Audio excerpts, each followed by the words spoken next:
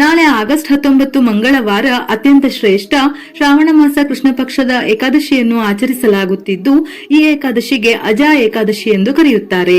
ನಾಳೆ ಮಂಗಳವಾರ ಶ್ರಾವಣ ಮಾಸದ ಕೊನೆಯ ಮಂಗಳವಾರವೂ ಬಂದಿದ್ದು, ಈ ದಿನ ಮಂಗಳಗೌರಿ ವ್ರತವನ್ನು ಆಚರಿಸಲಾಗುತ್ತದೆ. ಈ ಶ್ರಾವಣ ಮಾಸದಲ್ಲಿ ಇಲ್ಲಿಯವರೆಗೂ ಮಂಗಳಗೌರಿ ವ್ರತವನ್ನು ಮಾಡದವರು ನಾಳೆಯ ದಿನ ಶ್ರಾವಣ ಮಂಗಳವಾರದಂದು ವ್ರತವನ್ನು ಮಾಡಬಹುದು.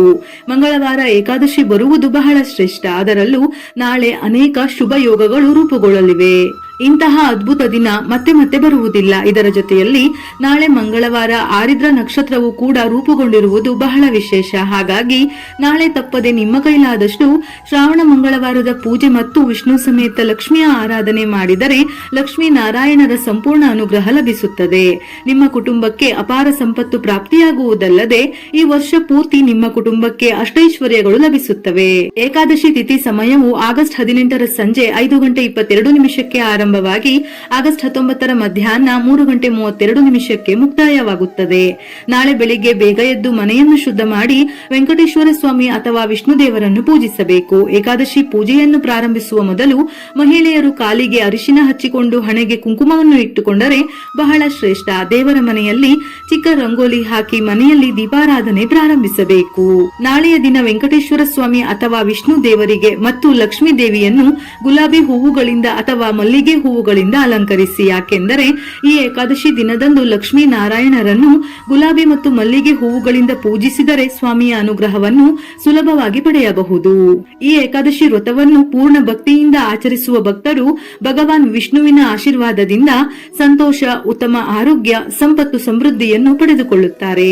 ಈ ವ್ರತದಿಂದ ವ್ಯಕ್ತಿಯ ಎಲ್ಲಾ ಇಷ್ಟಾರ್ಥಗಳು ಪೂರೈಸುತ್ತದೆ. ಈ ಉಪವಾಸವು ಎಷ್ಟು ಪ್ರಯೋಜನಕಾರಿಯಾಗಿದೆ ಎಂದರೆ ಜನರು ಅಶ್ವಮೇಧ ಯಾಗದಿಂದ ಪಡೆಯುವ ಪ್ರಯೋಜನಗಳನ್ನು ಈ ವ್ರತದಿಂದ ಪಡೆದುಕೊಳ್ಳುತ್ತಾರೆ. ಹಿಂದೂ ಧರ್ಮಗ್ರಂಥಗಳ ಪ್ರಕಾರ ಈ ಏಕಾದಶಿ ವ್ರತವು ರಾಜ ಹರಿಶ್ಚಂದ್ರನೊಂದಿಗೆ ಸಂಬಂಧವನ್ನು ಹೊಂದಿದೆ. ಹರಿಶ್ಚಂದ್ರನು ತನ್ನ ಹಿಂದಿನ ಕೆಲವು ಕೆಟ್ಟ ಕರ್ಮಗಳಿಂದಾಗಿ ಕುಟುಂಬ ಮತ್ತು ರಾಜ್ಯವನ್ನು ಕಳೆದುಕೊಂಡನು. ಕಾಡಿನಲ್ಲಿ ಅಲ್ಲಿ ಇಲ್ಲಿ ಅಲೆಯುವಂತಹ ಸ್ಥಿತಿಗೆ ಬರುತ್ತಾನೆ.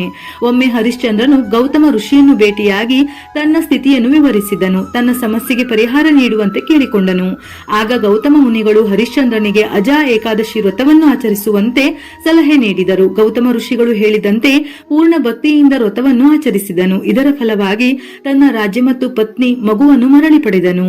ಅಂದಿನಿಂದ ಅವರು ಪ್ರತಿ ಏಕಾದಶಿಯಂದು ಉಪವಾಸವನ್ನು ಆಚರಿಸಲು ಪ್ರಾರಂಭಿಸಿದರು. ಇದೇ ಅಜಾ ಏಕಾದಶಿಯ ವ್ರತದ ಕಥೆ. ನಾಳೆಯ ದಿನ ಈ ವ್ರತದ ಕಥೆಯನ್ನು ಓದಿದರು ಅಥವಾ ಕೇಳಿದರೂ ಅದ್ಭುತ ಫಲಗಳು ಲಭಿಸುತ್ತವೆ. ತುಳಸಿ ದಳಗಳೆಂದರೆ ವಿಷ್ಣು ಮತ್ತು ವೆಂಕಟೇಶ್ವರ ಸ್ವಾಮಿಗೆ ಬಹಳ ಪ್ರಿಯ. ಹಾಗಾಗಿ ತುಳಸಿ ಮಾಲೆಯಿಂದ ಅಲಂಕರಿಸಿ ಮನೆಯಲ್ಲಿ ಪೂಜೆ ಮಾಡಿಕೊಂಡರೆ ವೆಂಕಟೇಶ್ವರ ಸ್ವಾಮಿಯ ಆಶೀರ್ವಾದದಿಂದ ಕೋರಿದ ಎಲ್ಲಾ ಆಸೆಗಳು ಬಹುಬೇಗನೆ ಈಡೇರುತ್ತವೆ. ನಾಳೆ ಏಕಾದಶಿ ದಿನ ಹಿಟ್ಟಿನ ದೀಪಾರಾಧನೆ ಮಾಡಿದರೆ ಸಕಲ ಇಷ್ಟಾರ್ಥಗಳು ಈಡೇರುತ್ತವೆ. ಅದರಲ್ಲೂ ವೆಂಕಟೇಶ್ವರ ಸ್ವಾಮಿಗೆ ಹಿಟ್ಟಿನ ದೀಪಾರಾಧನೆ ಮಾಡಿದರೆ ಬಹಳ ಶ್ರೇಷ್ಠ. ವೀಳ್ಯದೆಲೆಯಲ್ಲಿ ಹಣವನ್ನು ಆಕರ್ಷಿಸುವ ಶಕ್ತಿ ಇದೆ. ಹಾಗಾಗಿ ನಾಳೆಯ ದಿನ ಅಕ್ಕಿ ಹಿಟ್ಟಿಗೆ ಸ್ವಲ್ಪ ಹಾಲು ಮತ್ತು ಅರಿಶಿನವನ್ನು ಸೇರಿಸಿ 2 ದೀಪವನ್ನು ತಯಾರಿಸಿ 2 ಶುದ್ಧವಾದ ವೀಳ್ಯದೆಲೆಗೆ ಅರಿಶಿನ ಕುಂಕುಮವನ್ನು ಹಚ್ಚಿ ಅದರ ಮೇಲೆ 2 ಹಿಟ್ಟಿನ ದೀಪ ಅಥವಾ ಮಣ್ಣಿನ ದೀಪವನ್ನು ಇಟ್ಟು ಕೊಬ್ಬರಿ ಎಣ್ಣೆ ಅಥವಾ ಶುದ್ಧವಾದ ಹಸುವಿನ ತುಪ್ಪದಿಂದ ದೀಪವನ್ನು ಬೆಳಗಿದರೆ ನಿಮ್ಮ ಮನೆಯಲ್ಲಿ ಸಕಾರಾತ್ಮಕ ಶಕ್ತಿ ಹೆಚ್ಚಾಗಿ ಮನೆಯ ದಾರಿದ್ರ್ಯ ಸಂಪೂರ್ಣವಾಗಿ ದೂರವಾಗಿ ಐಶ್ವರ್ಯವು ಪ್ರಾಪ್ತಿಯಾಗುತ್ತದೆ. ಅದೇ ರೀತಿಯಲ್ಲಿ ವೆಂಕಟೇಶ್ವರ ಸ್ವಾಮಿಗೆ ಪ್ರಿಯವಾದ ಹಿಟ್ಟಿನ ದೀಪಗಳನ್ನು ಬೆಳಗಿಸುವುದರಿಂದ ಜಾತಕ ದೋಷಗಳೆಲ್ಲವೂ ನಿವಾರಣೆಯಾಗಿ ನಿಮ್ಮ ಕುಟುಂಬಕ್ಕೆ ಅಷ್ಟೈಶ್ವರ್ಯಗಳು ಪ್ರಾಪ್ತಿಯಾಗುತ್ತವೆ. ನಿಮ್ಮ ಕುಟುಂಬಕ್ಕೆ ಭೋಗ ಭಾಗ್ಯಗಳು ದೊರೆಯುತ್ತವೆ. ಅಖಂಡ ರಾಜಯೋಗ ಲಭಿಸುತ್ತದೆ. ಈ ದಿನ ವಿಷ್ಣುವಿಗೆ ಪಂಚಾಮೃತ ಅಭಿಷೇಕವನ್ನು ಮಾಡಿದರೆ ತುಂಬಾ ಶ್ರೇಷ್ಠ. ಸಾಧ್ಯವಿಲ್ಲವೆಂದಾದರೆ ಪಂಚಾಮೃತ ಅಭಿಷೇಕವನ್ನು ದೇವರ ನೈವೇದ್ಯಕ್ಕೆ ಇಡಬಹುದು. ಇದು ಸಾಧ್ಯವಿಲ್ಲವೆಂದಾದರೆ ಬಾಳೆಹಣ್ಣು, ಸಕ್ಕರೆಯನ್ನು ದೇವರ ನೈವೇದ್ಯಕ್ಕೆ ಇಡಬಹುದು.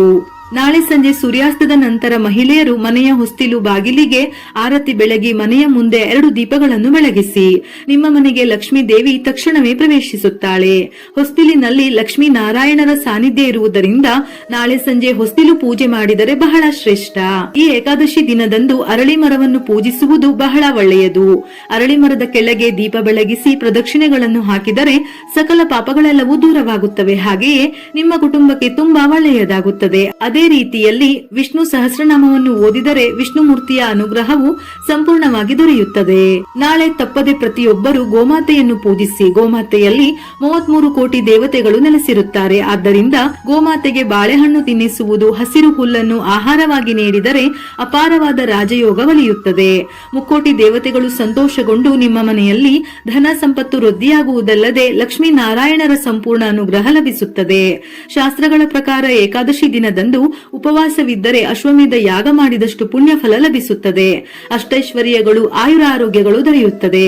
ಈ ಏಕಾದಶಿ ದಿನದಂದು ಕಡ್ಡಾಯವಾಗಿ ತುಳಸಿಯನ್ನು ಪೂಜಿಸಬೇಕು. ತುಳಸಿ ಕಟ್ಟೆಯಲ್ಲಿ ದೀಪಾರಾಧನೆ ಮಾಡಿ ತುಳಸಿ ಗಿಡಕ್ಕೆ ಪ್ರದಕ್ಷಿಣೆ ಹಾಕಿದರೆ ಲಕ್ಷ್ಮೀ ದೇವಿ ಸಂತೋಷಗೊಂಡು ನಿಮ್ಮ ಕುಟುಂಬಕ್ಕೆ ಅಷ್ಟೈಶ್ವರ್ಯ ಮತ್ತು ಸುಖ ಸಂತೋಷಗಳನ್ನು ಕರುಣಿಸುತ್ತಾಳೆ. ಅದೇ ರೀತಿ ನಿಮ್ಮ ಮನೆಯ ಮೇಲಿರುವ ನರದೃಷ್ಟಿ ಸಮಸ್ಯೆಗಳೆಲ್ಲ ದೂರವಾಗಿ ನಿಮ್ಮ ಮನೆಗೆ ದೈವಶಕ್ತಿಗಳು ಪ್ರವೇಶಿಸಬೇಕೆಂದರೆ ಈ ಏಕಾದಶಿ ದಿನದಂದು ಕರ್ಪೂರದ ಮೇಲೆ 2 ಲವಂಗವನ್ನು ಇಟ್ಟು ಧೂಪ ಹಚ್ಚುವ ಹಾಗೆ ಹಚ್ಚಿ ನಿಮ್ಮ ಇಡೀ ಮನೆಗೆ ಕರ್ಪೂರದ ಹೊಗೆಯನ್ನು ಹಾಕಿ. ಹೀಗೆ ಮಾಡುವುದರಿಂದ ನಿಮ್ಮ ಮನೆಯಲ್ಲಿರುವ ಅಷ್ಟ ದರಿದ್ರಗಳು ದೂರವಾಗಿ ನಿಮ್ಮ ಮನೆಗೆ ಒಳ್ಳೆಯ ದಿನಗಳು ಪ್ರಾರಂಭವಾಗುತ್ತದೆ. ಹಾಗೆಯೇ ಈ ಏಕಾದಶಿ ದಿನದಂದು ಕಡ್ಡಾಯವಾಗಿ ವಿಷ್ಣು ಅಥವಾ ವೆಂಕಟೇಶ್ವರ ಸ್ವಾಮಿ ದೇವಸ್ಥಾನಕ್ಕೆ ಹೋಗಿ ತುಳಸಿ ಮಾಲೆಯನ್ನು ಅರ್ಪಿಸಿ ದೇವಸ್ಥಾನದಲ್ಲಿ ತುಪ್ಪದ ದೀಪವನ್ನು ಬೆಳಗಿಸಿ. ಇದರಿಂದ ಆರ್ಥಿಕ ಸಮಸ್ಯೆಗಳು, ಸಾಲದ ಸಮಸ್ಯೆಗಳೆಲ್ಲ ಪರಿಹಾರವಾಗುತ್ತದೆ. ಜ್ಯೋತಿಷ್ಯ ಶಾಸ್ತ್ರಗಳ ಪ್ರಕಾರ ಪ್ರತಿ ಮಂಗಳವಾರ ರಾಹುಕಾಲದ ಸಮಯದಲ್ಲಿ ದುರ್ಗೆಯು ಭೂಮಿಯ ಮೇಲೆ ಸಂಚರಿಸುತ್ತಾಳಂತೆ. ಹಾಗಾಗಿ ಈ ಕೊನೆಯ ಶ್ರಾವಣ ಮಂಗಳವಾರದಂದು ರಾಹುಕಾಲದ ಸಮಯದಲ್ಲಿ ರಾಹುಕಾಲದ ದೀಪಗಳನ್ನು ಬೆಳಗಿಸಿದರೆ ನಿಮ್ಮ ಮನೆಯ ಕಷ್ಟಗಳೆಲ್ಲ ದೂರವಾಗಿ ದುರ್ಗಾ ಮಾತೆಯ ಆಶೀರ್ವಾದದಿಂದ ಅಪಾರ ಐಶ್ವರ್ಯ ಪ್ರಾಪ್ತಿಯಾಗುತ್ತದೆ. ರಾಹುಕಾಲದ ದೀಪವೆಂದರೆ ನಿಂಬೆಹಣ್ಣಿನ ದೀಪಾರಾಧನೆ. ಶಕ್ತಿ ಸ್ವರೂಪಿಣಿಯಾದ ಪಾರ್ವತಿ ದೇವಿಗೆ ನಿಂಬೆಹಣ್ಣುಗಳು ಬಹಳ ಇಷ್ಟ. ಅಮ್ಮನವರ ದೇವಸ್ಥಾನಗಳಲ್ಲಿ ಮಾತ್ರ ಈ ನಿಂಬೆಹಣ್ಣಿನ ದೀಪಗಳನ್ನು ಬೆಳಗಿಸಬೇಕು. ಅಮ್ಮನವರ ದೇವಸ್ಥಾನಗಳಲ್ಲಿ ಈ ನಿಂಬೆಹಣ್ಣಿನ ದೀಪಗಳನ್ನು ಬೆಳಗಿಸಲು ಸಾಧ್ಯವಾಗದವರು ನಿಮ್ಮ ಮನೆಯ ಮುಂದಿರುವ ತುಳಸಿ ಕಟ್ಟೆಯಲ್ಲಿ ರಾಹುಕಾಲದ ದೀಪಗಳನ್ನು ಬೆಳಗಿಸಬಹುದು.